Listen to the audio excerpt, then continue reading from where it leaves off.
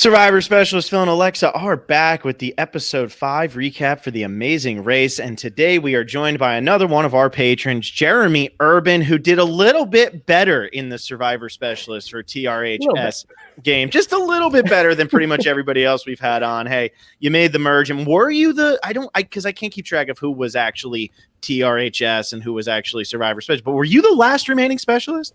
I was the last remaining true specialist. Frank made it to the final 3, but I was the last true specialist standing. You were loyal to the specialist, which we appreciate. Yes. Which you're the OG here. That's what I'm looking at. But we're here to talk about The Amazing Race, season 32, episode 5. And I gotta say, and I don't know if I'm just in a good mood because Thanksgiving and Christmas and all of those things are coming, but this was one of the most enjoyable hours of TV I've seen in a very long time. They were playing carnival games, they were making pies, they were what was the first roadblock they did? Art, which you love. Yeah, I'm a huge artist. I have, as you can tell by my bare walls. Would you say you're more of an artist than Gary, or less so? Because he was a huge art guy, as we know. I gotta say, Jeremy, do you buy that Gary's a huge art guy, or is he just a really rich football player who probably has a wife who bought a lot of art? I don't know. Like, I feel like I would have to see what kind of art he has in his own house to actually believe it. I agree. Yeah, I think DeAngelo wasn't. It's cute beach art, like that kind of situation, which is, I'm sure, is still art. He wrote, "I love going to museum," or he said, "I love going to museums and things that have art," which is what I would say because I have been to 3 museums my entire life. Yeah, no, I totally love that. That was how he approached, and DeAngelo was just staring at him like, "No, you don't." Yeah. Like, what are you talking about? And I got to give a shout out to Chef Homeboy RD. That is what DeAngelo was calling himself as he was whipping up the pies. That was so funny. And it really does work. And that's why it's shocking to me that that's the first time I've ever heard that in my life, because that just works. And now I just want to call everybody that. If my mom makes me like a can of soup over Christmas, I'm going to call her Chef Homeboy RD. I'm just so excited about it. Great stuff. But so, go ahead, Alexa. I was going to say, so what we do during roadblocks, of which there were 2 this episode, is try to figure out which of the 2 of us, between Phil and I, would do this. And Jeremy, I want to ask you this too. If you're playing Amazing Race, I guess it depends who you're going to play with. If the question is who has an eye for art, are you going in or is your partner going in? I feel like I would have to go in this one. I even wrote down, it's all about the details, the small details that you have to find in all the different paintings and who's actually in the party. And so definitely I would probably be doing that one. I love finding the small little details, and I can see small changes with things. So I would definitely be doing that. I like that. Alexa, who do you think would have ended up doing that between the 2 of us? This is a tough one. I think at the end of the day, either of us would have done a pretty good job at this, because I think, like you said, Jeremy, like once you know to look for the details, look for the color, the beard, whatever, like you can do it pretty quickly. I feel like I'd probably sucker you into it because like art, movies thing, even though like, and I do have an MFA, which is also what Alana Gabby had. Alana. Yeah, Alana had. I like how you said that not ironically. Way to go, Alexa. I didn't. I just said that. Yeah, so I do have an MFA, so maybe that would make me a better artist or something along those lines. It stinks though that this one came first.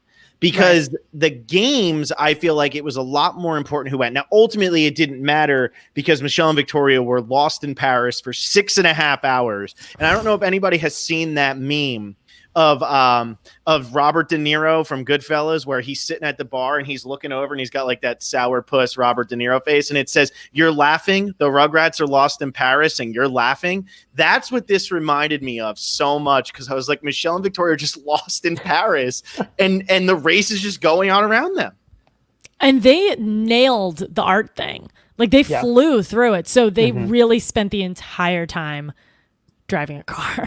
They couldn't find it. Yeah, I literally could not believe whenever they showed us right at the very end that it had been 6.5 hours of them going around in circles.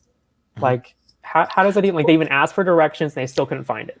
Right. And I'm not super well traveled. I've never been to Paris. I've been to Berlin, where they're going next week. So I can at least say I've been there. But when you're in like a European city, there's like a lot of little alleys and things like that. But for the most part, it's kind of grid-like. Like I feel like you can probably it's not like Chicago, where all of a sudden you're just like you're not anywhere near the lake, and you're also somewhere like, where am I? Like it's not like New York is very grid-like. It's very hard to get lost in New York City, and I feel like it would be hard to get that lost for that long in Paris, especially when you can easily just ask somebody, where am I going? Yeah, I think getting lost on the way to the first stop, like leaving Paris, totally get that. Getting lost, because a lot of people got, like, DeAngelo and Gary got a little lost. Kailyn and Haley also got pretty lost. But like you said, Phil, like when you're in a city where people are just like out and about, and I guess maybe like they were kind of playing with them a little bit, because the word museum, I know, kind of had a double meaning there, but I was pretty shocked. And the stick shift finally came up. I finally heard all about the stick shift, and my God, I understand now. Yeah, and so there's a lot to cover here, and we're kind of bouncing around a lot. But Jeremy, do you know how to drive stick shift? Oh, heck no. Me either. I have no idea. No idea. And Alexa, go ahead. No, I was just gonna say. So I understand. Like, I leading up to this, everyone was like, one person has to know to drive stick. I feel like both parties should know how to drive stick. I mean, I agree. And Jeremy, so have you watched all the seasons of The Amazing Race, or are you kind of like here and there? So I've actually not watched a season of The Amazing Race for about 10 years. Okay. Welcome. And so, so this is the first one I've watched since I left for college. Okay. So it's been a while. Okay, got it. So did you watch the one with Connor and Dave, or no? They ended up winning, I think, All Stars, and they were eliminated early in their first season. Did you watch that one, the father and son? I don't believe so. I can't remember.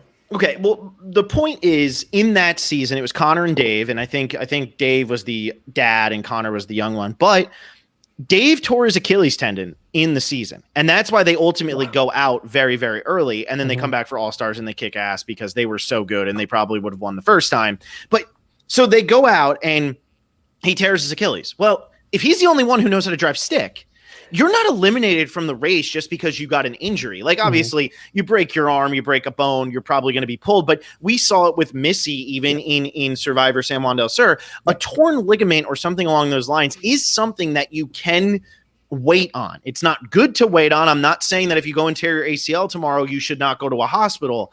But it is something that you can wait on, where you're not going to have like permanent damage to your body, as opposed to you break an arm and don't get that fixed right away, you're probably going to go into sepsis. So when you look at it that way, that can always happen. There can be things that happen on The Amazing Race. And Alexa, I 100% agree with you.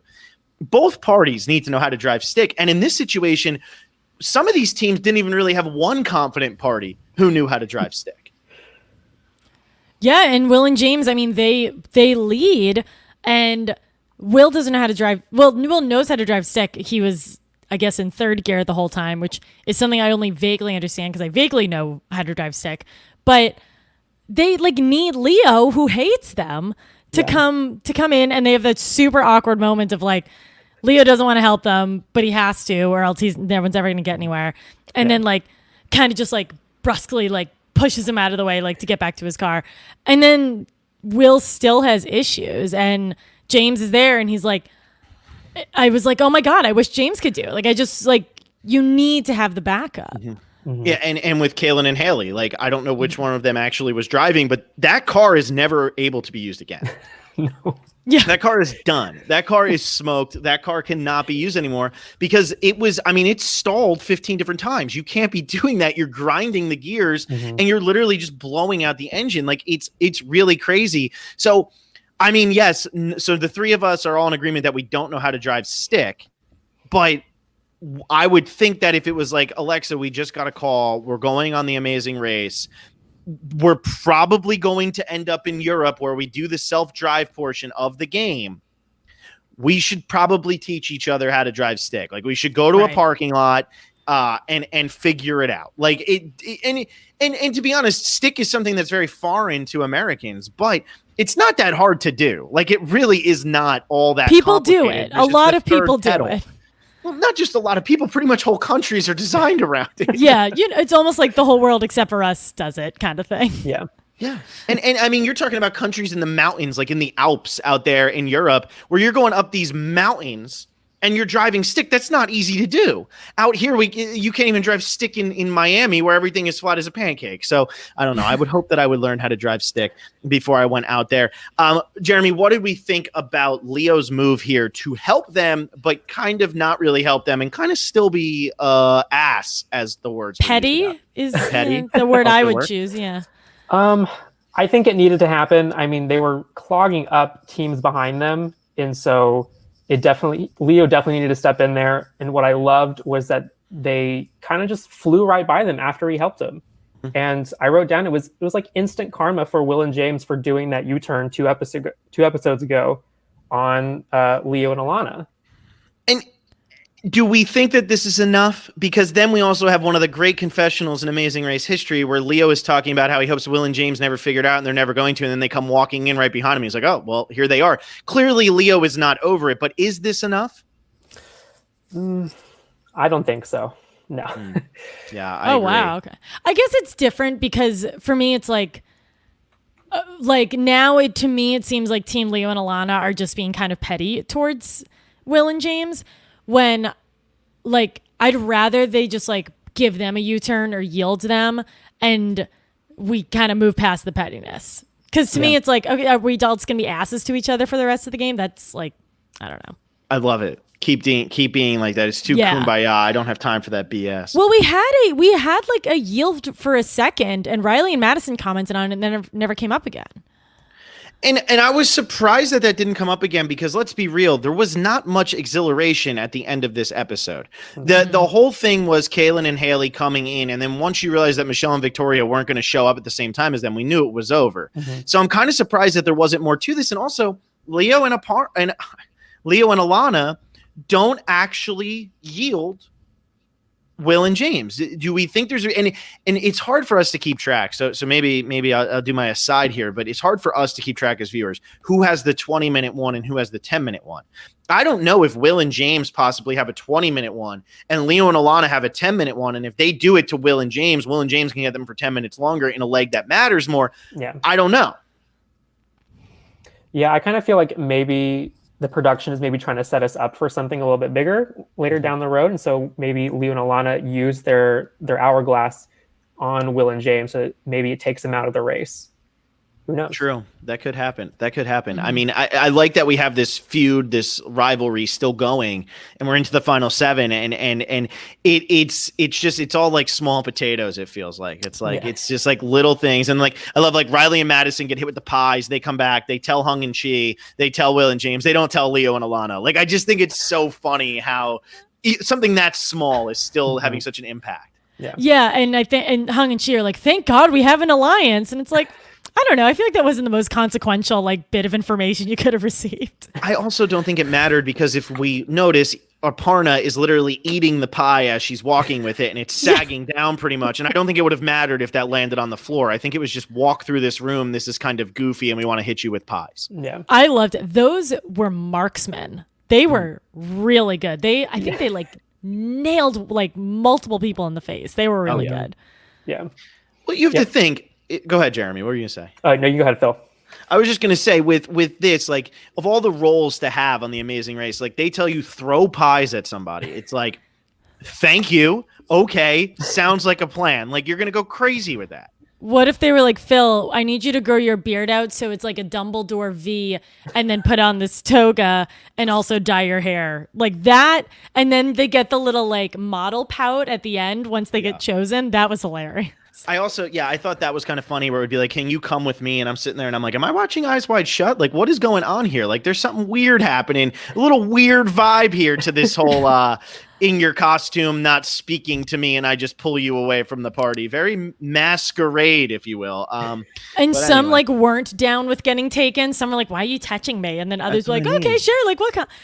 I thought that was just awkward enough. I thought that was hilarious. And for those who don't understand the reference, such as Alexa, go watch Eyes Wide Shut. Tell me what you think. All right, I'll put it on my list. Yeah, go watch Eyes Wide Shut and tell me what you think. And nobody else listening should watch it. I don't give R/NC-17 rated movies away as recommendations, but yikes. But yeah, I actually thought this roadblock was dumb. and I want to ask everybody else, and Jeremy, you can disagree with me, and Alexa, you can disagree with me, but I see you both nodding your heads.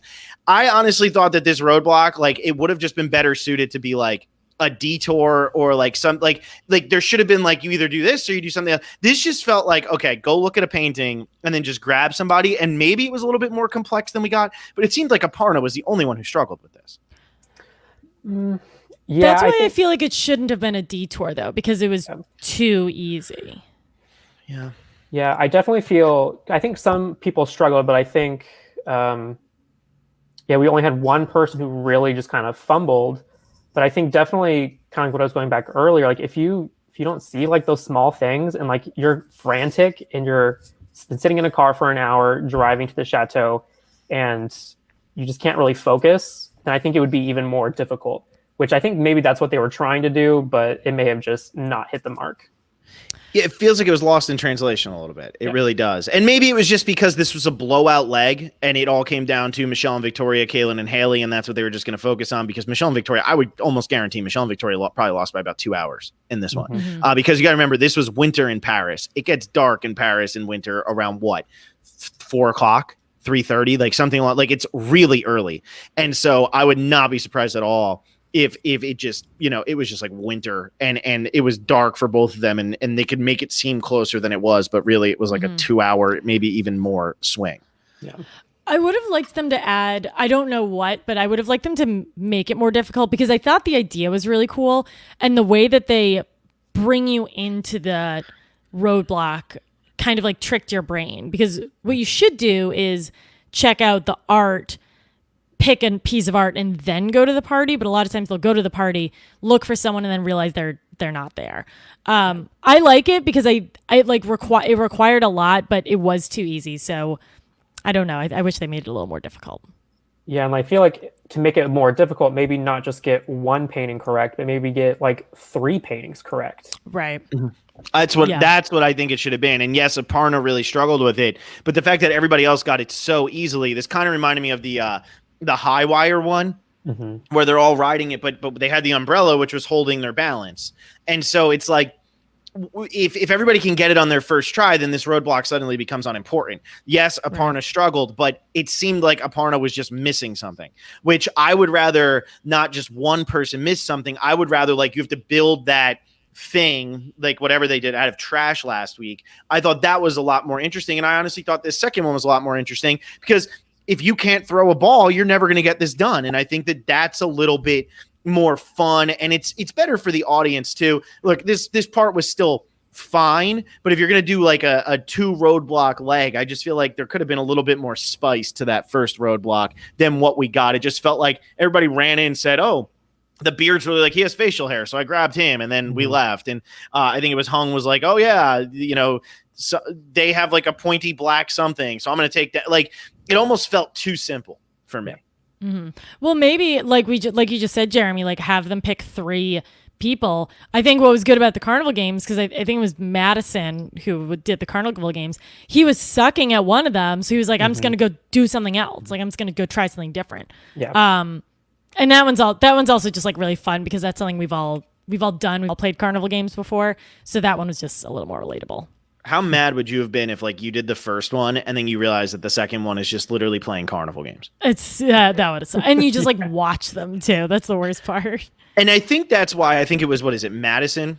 I guess Madison was the one who didn't play, or was it Riley who didn't play? Whichever one. Yeah, Riley did the art. Madison did the games. I figured that out this episode. I feel like Riley was angrier, not so much because Madison was taking a long time, but because Riley wanted to be doing that. Like, that's the roadblock of all roadblocks. You're literally throwing balls into a mouth. You're winning a horse race and you're knocking over. Like, that's just fun. And that place, honestly, when the world opens up again, that seems like a place that should become like, it's probably already like a tourist heaven, but it should become a place where if I ever go to France, I'm going to probably go there. I'm going to probably make somebody go there with me too. So that looked like a fun place. Because I feel like a lot of like American carnival places can be like really gross, but I feel like a French one or a Parisian one is probably like state of the art. Yeah, you don't want to go to like a Jersey Shore one where there's literally like cigarettes. You think you're getting tickets and it's cigarette butts coming out. It's not quite the same, but yeah, that's how I feel about that. Okay, Alexa, you have something there. Go. Yeah, I have. We referenced this earlier when we were making fun of Gary for being not making fun of. I mean, supporting his passion for art. Yep. But I just think it's really funny. This is like a running thing that I've seen. It's like Iswar and Aparna, they're engineers, so therefore they can do X, Y, Z. Gary loves art, so therefore he's going to do the art thing.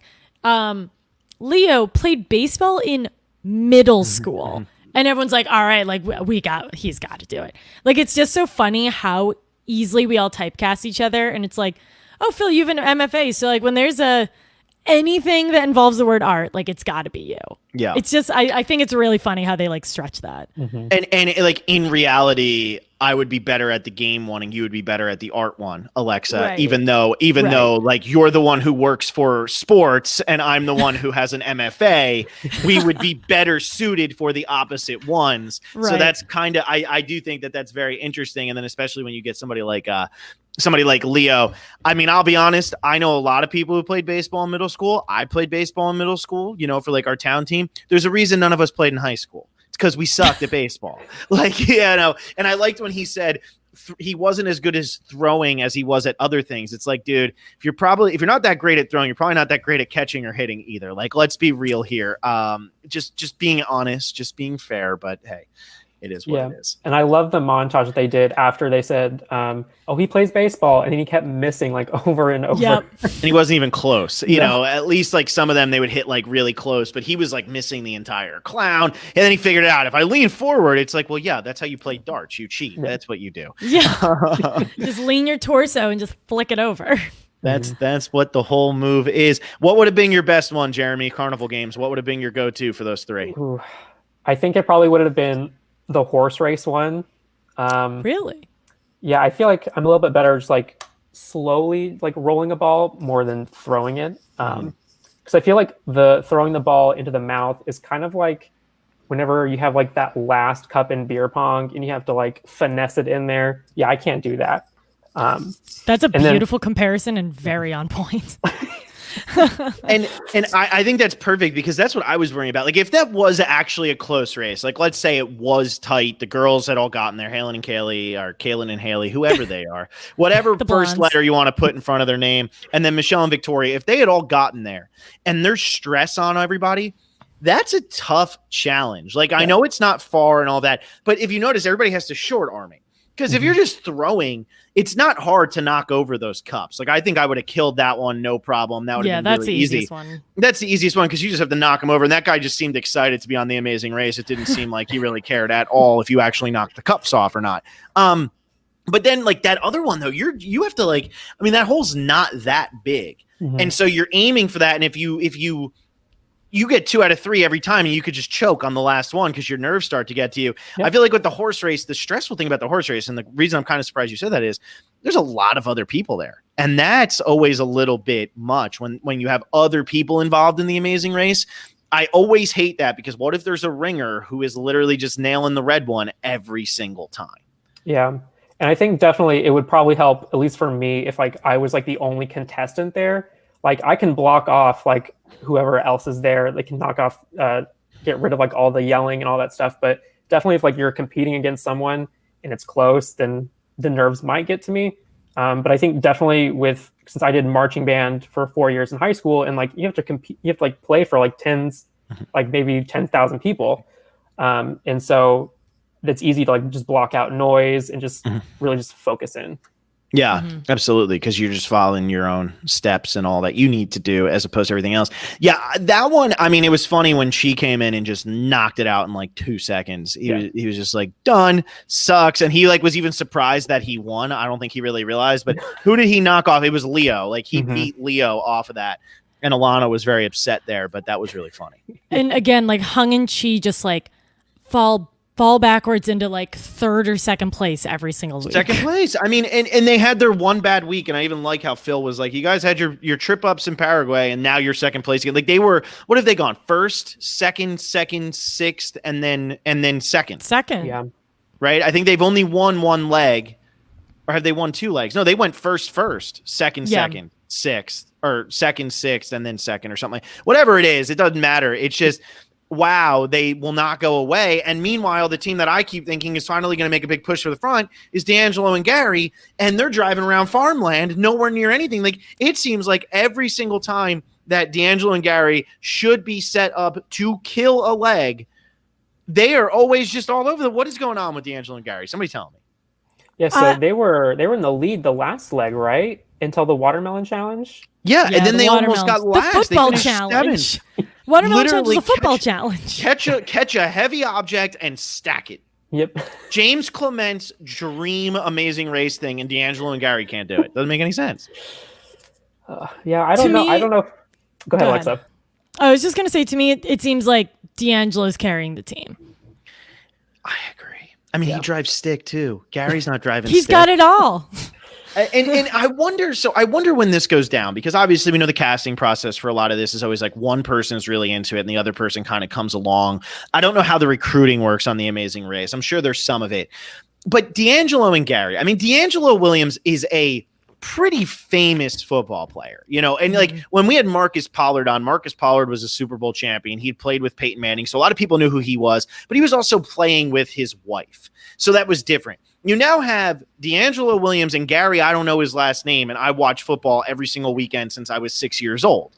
You know, so I think it's interesting, like, who did they go for first, and who really is like the amazing race person there? Or are they just competitive guys who CBS said, hey, would you want to do this? Mm-hmm. I feel like it has to be DeAngelo who they went for, because, like, I mean, DeAngelo Williams is for those who watch football, DeAngelo Williams is a like household name. Like you said, Phil, like, I don't watch as much football as you, but I still watch it. I have no idea who Gary was. And I think this also might just be their demeanors. Like, DeAngelo carries himself in a very animated way. He's the one who's always carrying the conversation. He's the one who's always kind of making jokes. He's, you know, poking fun at Gary. I think DeAngelo was either the fan or the one who got recruited and then pulled Gary along. I would have to think that has to be the case, because DeAngelo, I mean, Marcus Pollard didn't really pop on the screen to me. Marcus Pollard kind of was like Rupert, where it was just always over the top. It didn't really seem like sincere ever. Whereas DeAngelo, I feel like, is just being DeAngelo and is just having the time of his life. And even when they suck, he's having the time of his life. And when they're doing good, he's having the time. Like, I don't think he really cares as much. And I think I think he's just in it for the competition, where, like, I don't know what Gary's deal is. Gary's an artist, I guess, who's just happy he gets to travel around the world. I don't know. Jeremy, what's your take on DeAngelo and Gary?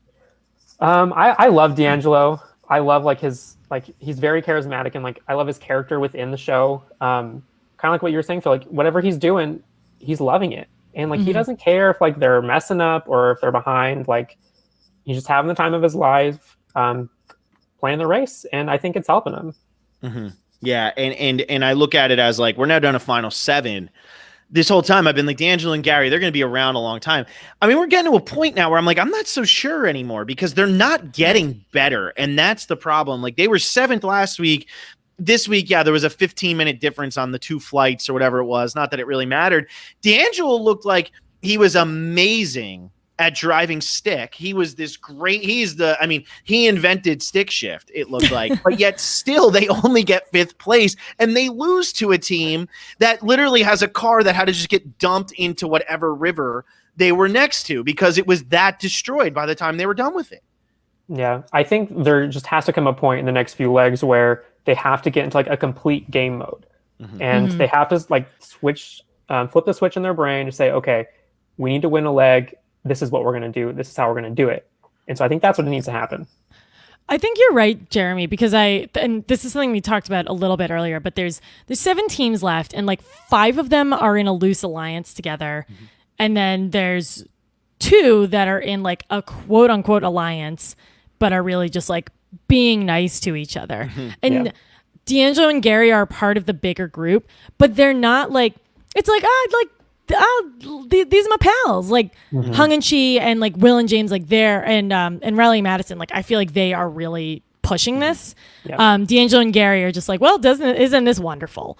So I think you're right. I think, and that's why I'm loving watching them, because they're like the Kailyn and Haley that are good at the game, because they're not clueless, but they're just like, they're fun and they're here to have fun. But I think in order for them to actually have a chance at winning this, they have to turn on like the professional athlete part of their brains. They do. And that's what I'm waiting for. Like, when is it going to happen. Come on, like it needs to happen. And so like, okay, but let's talk about this last place team, because DeAngelo and Gary honestly to me have been disappointing. But let's talk about Kailyn and Haley. How many lives do these girls get? Like how many? Because next week there's going to be more driving stick. Anybody who's been to Germany, they drive stick in Germany. They invented the automobile or something. I don't know. I mean, you know, that's their thing. The BMW. I mean, come on. Every car that comes from Germany is very, very nice, and they don't want you driving automatic. So we're gonna get stick again. That's going to be a problem for Will and James, but Will at least figured out what his error was. It was like I was putting it in third, not first, which honestly, if anybody's ever going to drive stick, you want to go 1, 2, 3. You don't want to go 3. That's not a good move. That's not going to work for your car. And I don't drive stick, but I know that. But when it comes to Kailyn and Haley, are they going to be able to fix this? Or like they go 8th place last week, they went 7th place this week.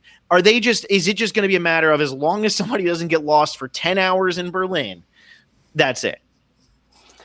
I think 2 things have to happen. One is they should not be driving anywhere, or else they're going to get lost. And then 2, another team has to get lost somewhere. And yeah, I wrote down like they have 9 lives, and like they've almost used them all. So I'm hoping that they can make it a little bit farther than last place every leg, because I kind of like them. But I don't know what's going to happen. I just don't see trying. who they beat. Yeah, and that's the thing. Like Alexa's such a mom. Like, get out of here. Like they're trying. Come on. I see Amazing Race. Yeah, you know, but they're just giving their best shot, guys. Why don't we give them a glass of milk and tuck them into bed? Alexa's ready to give these girls the $1 million check. No, she's ready to give them the $1 million check, not the participation trophy. I mean, come on. I don't know if they've even earned a participation trophy. I know. But I think I'll say 2 things about Kailyn and Haley. I think the only team that they can beat is someone gets lost, more lost than them, or I think it could be DeAngelo and Gary's time. I think it's either of those, because Riley and Madison, shockingly, this was their first time getting first place. I didn't know that, and I don't think they knew that, but they're always pacing well. Hung and Chi are doing great. Ishwar and Aparna weave in and out, but they always end up fine. Leo and Alana have a good thing going. Will and James have a good thing going. The only 2 teams left that are inconsistent are those bottom 2. So I think it has to be them.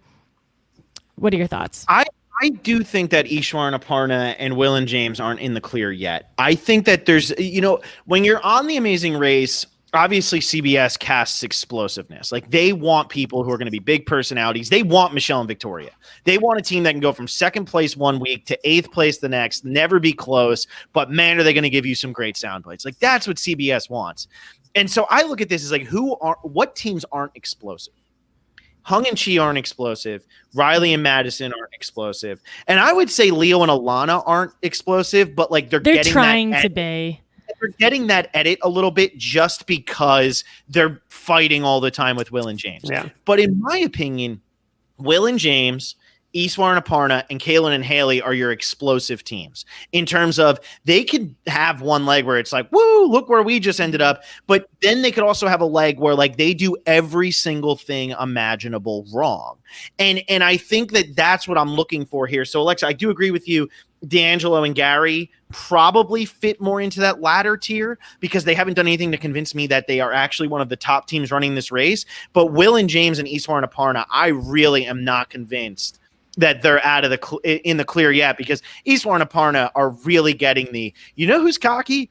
We're cocky. You know what's going to happen to the cocky people on reality TV shows? They're going to get booted at some point, and that just feels like what's happening. Yeah, I could see that too, because they're not like the cocky that we're used to, but like they'll randomly not do well at something and like get pretty snippy with each other. So I think when or if they do go home, it's going to be an explosive exit. Yeah. Jeremy, who's your favorite right now? Because Alexa and I have talked a lot about this. Who's going to win? All of that. I have no idea because I don't watch it. But who are you like looking at right now as your favorite to win it, and also your favorite that you're just enjoying the most out there right now? Ooh, I think my favorite I'm watching right now is I think it's Leo and Alana. I always like to root for the underdog, especially in Survivor. And I think they got pretty much blindsided and screwed in that second episode with Will and James. And so I'm really hoping that they can do something to actually take them out of the race. And then I think the team that I'm liking to watch the most, not the team that I think is going to win, is Kailyn and Haley. Mm-hmm. They're just having a great time, and like you can see, like whenever they're walking through the pie room, and they're just joking, they're laughing, and I think it's awesome. Yeah. We said this right before we went live, but the difference between like Kailyn, Haley, and Michelle and Victoria for me was that Michelle and Victoria they were always like infighting, and they were always a little snippy with each other. Kailyn and Haley are just like, this totally sucks. We know we're not doing great, but like we are going to find something enjoyable out of it. While Michelle and Victoria like had this like interesting moment at the beginning, which was definitely Amazing Race being like, just so you know, they're about to go home 3 minutes into the episode. Mm-hmm. But they talked about like, and I like, forgive me for not knowing which one is Michelle and which one's Victoria, but like one of them was the level-headed one, and one of them was the more of like the hotshot one, and they complimented each other, and that was their thing, and they evened each other out. And I was like, oh, are they going to win this leg? And then I realized they did not. Because they're not self-aware in that there really isn't a level-headed one there. That's the problem. And it reminded me of the 20s, which I always go back to because it's the only seasons I can draw from. But the 20s didn't have a level-headed one. And they would always say, oh, she's the crazy one, and I'm the it's like, no. Natalie and Nadia are both crazy. Like, that's their shit. And that's fine. I mean, that's why we love them in the Survivor community. And that's why other people love them in the Amazing Race community. But it is one of those things where, like, that they're just larger than life, loud personalities. And Michelle and Victoria were that. And Michelle and Victoria, it always cracks me up. Like, Kailyn and Haley were like, we're done. We're going to laugh our way to the finish here, and it'll be great and whatever and blah. And Michelle and Victoria were like, I'm going to kill you. I'm having a mental breakdown. I'm okay. Like, almost too caught up in the competition. I'm fine with that. It's the same thing I see with the Amazing Race as I do with Survivor. I want people who are playing to win. I just want people who are going to play to win. That's what I think makes a great reality TV player. However, there's a little extreme there where Michelle and Victoria, and I get the frustration of being lost for 6.5 hours. I would probably lose my damn mind. But it's just one of those things where I'm just, I don't know. I do like Kailyn and Haley's energy, and I love the fact that we know that they are chickens with their head cut off right now, and they're just clinging to those last moments of life. But man, are they running around having a good time, I guess, if you're a chicken with your head cut off. Yeah, they're trying to have fun. They just don't know if they are or not. Yeah, because they don't have a head anymore. I mean, it's kind of hard to tell. I'm starting to think that it's Riley and Madison and Hung and Chi are in the final three. I'm just starting to think that those two teams are in this till the finale, and that the third team is either going to be Leo and Alana or Will and James, maybe DeAngelo and Gary. I don't think we see Iswar and Aparna. I don't think we see Kailyn and Haley get that far. But that's what I'm kind of feeling right now. Like, I just feel like Riley and Madison, Hung and Chi, I don't see either one of those teams going home anytime soon. They never finish near the bottom, and it just seems like they know how to be level-headed with each other. Yeah, I completely agree. And like, now that I'm rewatching Amazing Race now, like, I'm trying to like think of like, is there like a whole lot of strategy going into this game, or is it just a whole lot of luck based and then hope that you can do well in these roadblocks and detours? And so I feel like there's maybe just come a time where one of these top three teams just gets a case of bad luck, and it may send them home. Mm-hmm. Yeah, it's tough to get bad luck again when you're playing with these teams that are just so detrimental to themselves. Because the Amazing Race, in my opinion, is always about limit your mistakes. It's like you're playing a team with an okay offense. Just play okay defense. You don't have to play great. Don't go for the sack. Just stop them from getting a first down. That's all you need to do. You don't need the explosive play or anything like that. You just need to keep them doing what they're not good at. And so I feel like if you're Riley and Madison or Hung and Chi, even when Hung and Chi had their bad moment, we can't balance this. It's never going to happen. Let's go change it and do the watermelons. They got there 30 minutes to an hour after DeAngelo and Gary and beat them out of there by 3 hours, because DeAngelo and Gary are bad luck to themselves. Kailyn and Haley make their own mistakes. Iswar and Aparna seem to kind of get a little ahead of themselves sometimes. Leo and Alana sometimes can get in their own heads. I just don't see that from those two teams. I just really don't. Mm-hmm. Yeah, I think at this point, your winners are either Hung and Chi or Riley and Madison. Mm-hmm. They have proven to be the most consistent. Like you said, Phil, I haven't watched The Amazing Race before, but it seems like there's no ideal Amazing Race team. It's just a team that is like pretty good at a lot of things. Yeah. Absolutely. Yeah, I totally agree with that. And honestly, like I would be happy with either one of those teams winning. What I like about Riley and Madison is that they're the two big guys, athlete, whatever, but there's nothing douchey about them. And a lot of times when you get those types of characters, they are kind of like the douchey, like, we're going to beat them and we're going to do this or whatever. And I do feel like they're having a great time. And yeah, Riley today or Madison today, whichever one it was really mad at the Carnival game. But I feel like they're also having a really good time. And like for them to win their leg and go to Vietnam, I mean, that seems like a pretty cool trip. So good for them. There was one really funny moment, and I'm pretty sure it happened with Riley and Madison, or it was DeAngelo and Gary, but I think it was Riley and Madison. They were like, you got to just play your best game, just like golf. And he does a mini golf swing, and production puts in a plunk into the water of a golf ball. I thought that was the funniest thing. And I thought that was funny. It's like, why are they doing that when like they win the leg? Like they were successful. You did play your best game. Yeah. I also want to say too, my favorite moment of this episode was when Hung and Chi went into the thing, and Hung got hit so hard. I think it was Hung. Whatever. Oh yeah, he got nailed. So it was Chi then. Which, oh my God, I can't. I'm so bad with the names. I know I'm doing terrible. Well, but one of them is too, because one of them she gets hit so hard in the face that her hat falls all the way down over her face, and then she cannot see what's going on anymore. And she's trying to walk through, and she literally doesn't know what's happening. Poor her having a small head.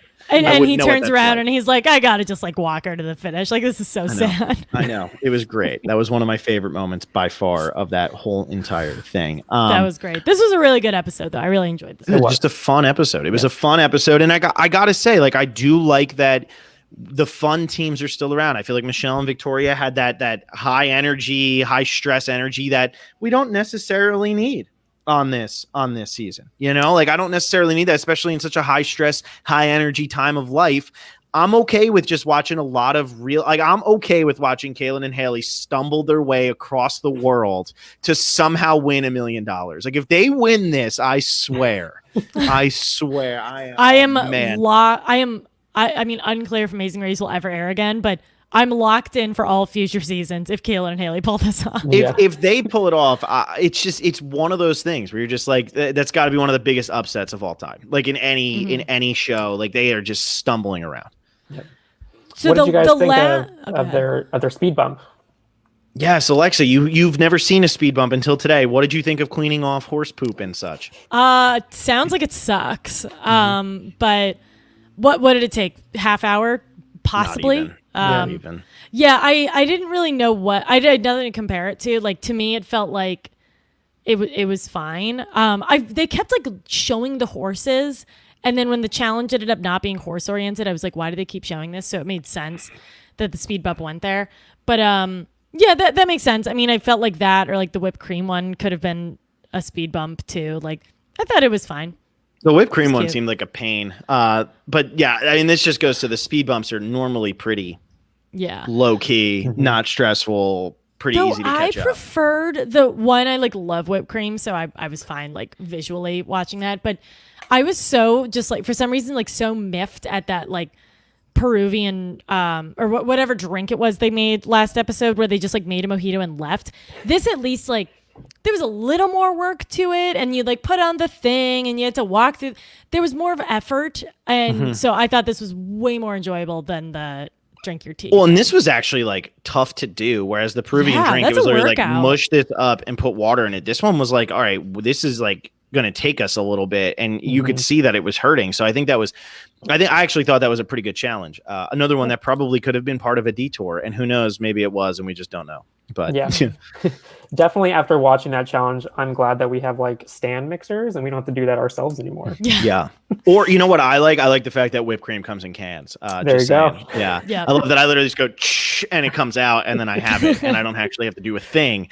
That's what I like. I don't know if it would be solid enough to not fall out of a bowl though when I tip it upside down. So I'm not quite sure about that. Never really attempted. The ice cream. They also didn't really show that happening, so I'm confident that they didn't actually test that part. I mean, it probably was like a very half-assed, like. Yeah, because when they're walking them over, those things look soupy. Yeah, I mean, I don't know. Hey, I'm fine just with along. that. I'm just along for the ride. I'm just watching. I'm just here to see what they all pull off. Those were all the notes I have. Jeremy, what else you got? You got anything else? I think like I had a question for you guys. Mm-hmm. So Phil, you were kind of talking about like in earlier seasons they had like one crazy person and one calm-headed person. So if you and Alexa played together, who would be the calm one and who would be the crazy one? I would be the calm one and Alexa would be the crazy one. When I'm in a high stress situation, like what we were talking about, the carnival games, Jeremy, like if you were by yourself, you'd be fine. But if you were with people, you'd have a meltdown. Mm-hmm. I don't do well when I'm losing in front of other people who are beating me. I would not do, I would be the one who was freaking out or getting stuck in traffic or like getting stuck with something stupid like a car. I would rip my hair out. Yeah, I think like obviously like I definitely can pull out my temper and that can show up.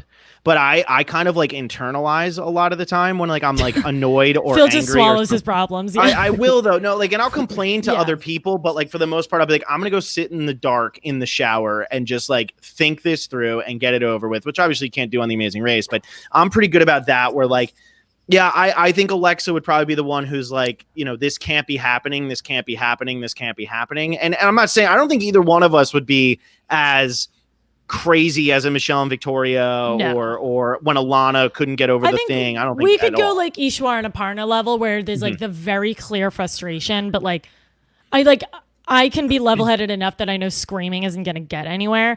But then like Phil said with the shower, like assuming we survive that leg, I will go home, not sleep, and just like both of us are super type A, like completely just like restructure my entire world and then be like, you know what? Like, here's how we can fix this in the morning, and then like rinse and repeat. Yeah, and that's what you have to do. That's I mean, because yelling. I mean, even like today, I don't know if it was Riley or Madison, but when they were yelling at the other one while they're doing the carnival games, it's like, you guys are in first place. Chill the hell out. Like, just chill out. Calm down. It doesn't Yelling matter. is only gonna make things worse. Yeah, like I would have taken one of those little bean bags and thrown it right at his head. I mean, come on. You're playing a carnival game on a reality TV show. It's fine. You're gonna be fine. Yeah. I mean, good come question. on. That was a good question, Jeremy. Yes. Jeremy, so if you like, went on The Amazing Race, who would you play with? Ooh, oh man. Probably, I think I would probably go with one of my friends from college. Nice. I would say, probably one of my friends, Jenny Bradley. She has like a really good level head. And so I feel like there would be times where I would be the crazy one because my family, when we were watching this when I was in high school, like we would ask ourselves like the same questions. Yeah. Like if someone went on The Amazing Race with one of our family members, like all of us have like really bad like anxiety while driving if we don't know where we're going. And so we would yell at each other constantly. And so I would need someone to like calm me down. Yeah, Alexa can't drive. That's actually like a big issue for Alexa. I drive like 1 month out of every year because I live in New York and I don't have a car. I never drive. That's a good thing. You guys think COVID is deadly. Alexa on the road is awful. I mean, driving in Miami is the worst thing that's ever happened. happened. My God. I mean, I just remember the one time my friend was like, do you know Alexa? And I was like, yeah, I know Alexa. And he was like, yeah, she rear-ended me the other day. And I was like, nice, awesome, like great. And that's how Phil and I became friends. Yeah, I was like, that's how you. But yeah, poor Brian's just trying to drive his family car that his parents sent him down to Miami with. Well, don't worry, his beautiful car destroyed my jalopy of a car. He also had he had a gigantic SUV and Alexa's driving like the old beater. But it's funny because it's like, you know, you have to think about those kinds of things. And like, I think I would do pretty well when it would come to the driving situations because I don't know how to drive stick, so I'd figure that out. But I also just drove around Los Angeles for 5 years. I delivered food in Los Angeles for one of those years. I was doing like Uber Eats here and there on weekends, like when I had nothing else going on. Also was driving from Los Angeles to Orange County, and not small in Los Angeles. Like I was all the way up in the valley, all the way down to Orange County, like 3 or 4 times a week for about a year and a half. Like when you start adding all of that up, the people in Los Angeles should not have driver's license. And I mean that for every single person except for me who lives in this city should not be allowed to drive. That's just a fact. And so when you can kind of put up with that, I feel like you're used to kind of dealing with the stressful situation and being like, oh, I just got cut off by a semi truck while another car from the other side decided it was going to try to rear end me because it had nothing else to do. And you're just like, oh, but I'm driving. Here we go. Jeremy, in the I'm looking in the comments. There seems to be a little bit of disruption because it seems like two of your friends agree with your choice, but then Ian Moorhead comes in and says, I fully expected Jeremy to choose me. So you have some damage control after this. Ian, you were my number one in the game. Yeah, that didn't work out. Love for that. Ian. Yeah. All right, let's wrap this up. All right. Yeah, that didn't work out for poor Ian, Jeremy. Yeah. Well, no, and do you have anything else you want to ask us? I love those two questions. I love where your head's at there. Actually, I think that was all the questions that I had. Okay, I like that.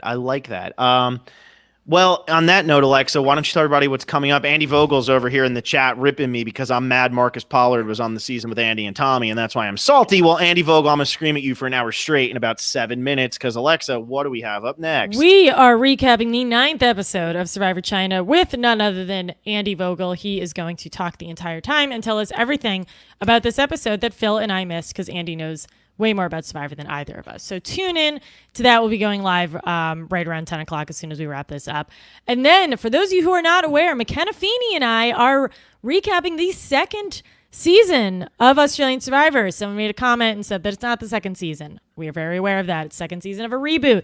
There are 24 people on this season and you only win $500,000, which I think is a total ripoff because you pay 55 days. That return on investment does not sound worth it.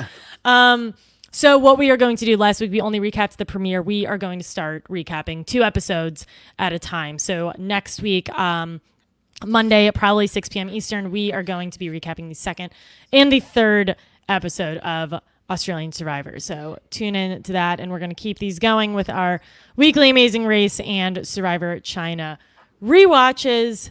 Recaps is what I actually meant. Jeremy, thank you so much for coming on. This was a blast. You guys know where to find us. We're on Facebook, Twitter, Instagram, Spotify, iTunes, wherever you get your podcasts. Hope everyone has a great night. Bye, everyone.